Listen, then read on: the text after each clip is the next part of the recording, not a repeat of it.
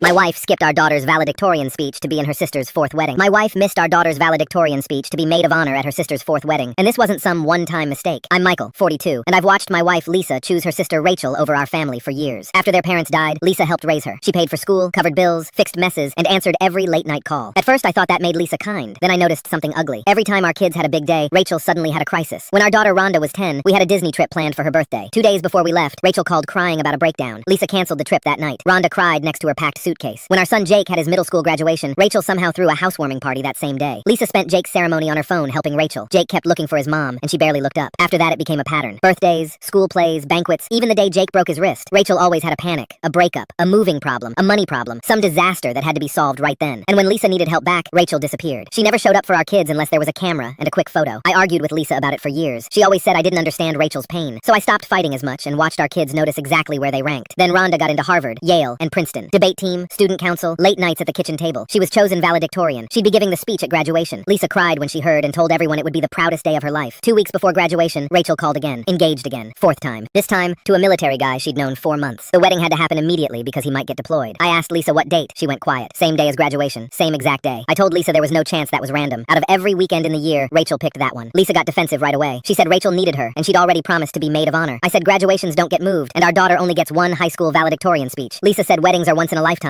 I said, for Rachel, this is number 4. We fought in the kitchen, in the car, in our bedroom after midnight while the kids pretended not to hear us. Rhonda finally asked Lisa at dinner, Mom, are you coming to my graduation or not? Lisa started rambling about flights, timing, maybe doing both, maybe leaving one event early. It was nonsense. I told her to stop stalling and answer. Lisa looked at Rhonda and said she'd go to Rachel's wedding, then asked me to record the speech so she could watch it later. Rhonda just nodded and went upstairs. No yelling, no tears in front of us. That made it hit even harder. The next morning she asked if we could start looking at college apartments early because she wanted to move out right after graduation. Last weekend, Lisa flew to Rachel's city for wedding planning, dress fitting, flowers, hair and makeup. Meanwhile, Rhonda had her final graduation rehearsal. Parents were there taking pictures. One of the teachers asked where Lisa was, and Rhonda had to explain that her mother was helping with her aunt's wedding. That night, Lisa came home excited, talking about veils and table settings like nothing was wrong. Rhonda sat there quiet, picking at the edge of a napkin, then later asked me, do you think she even feels bad? Yesterday, Rachel called with more demands. She wanted Lisa there 3 days early for setup, dinner, photos, all of it. Lisa agreed. That meant leaving the day before graduation and not coming back until after it was over. I asked if she was really missing the whole thing now. Lisa said graduation was just a ceremony, and Rachel needed support on the most important day of her life. I asked what she thought this day was for Rhonda. Lisa said, Rhonda will have other graduations. That's when Rhonda walked in and heard every word. She went still, grabbed her keys, and walked out. She didn't come home until almost midnight. This morning, she came downstairs with her backpack on. Lisa was at the table with plane tickets, hotel info, and her maid of honor dress hanging over a chair. Rhonda looked right at her and said, I don't want you at graduation anymore. Lisa started crying and said that wasn't fair. Rhonda didn't raise her voice. She said, you already made your choice. I want people there who actually want to be there. Then she looked at me and said she was leaving for college early, and if her mom kept choosing Rachel over us, she wasn't coming home for holidays either. Lisa stood up and reached for her, but Rhonda stepped back, opened the door, and walked out. Now her family is saying I pushed too hard. Was I wrong here?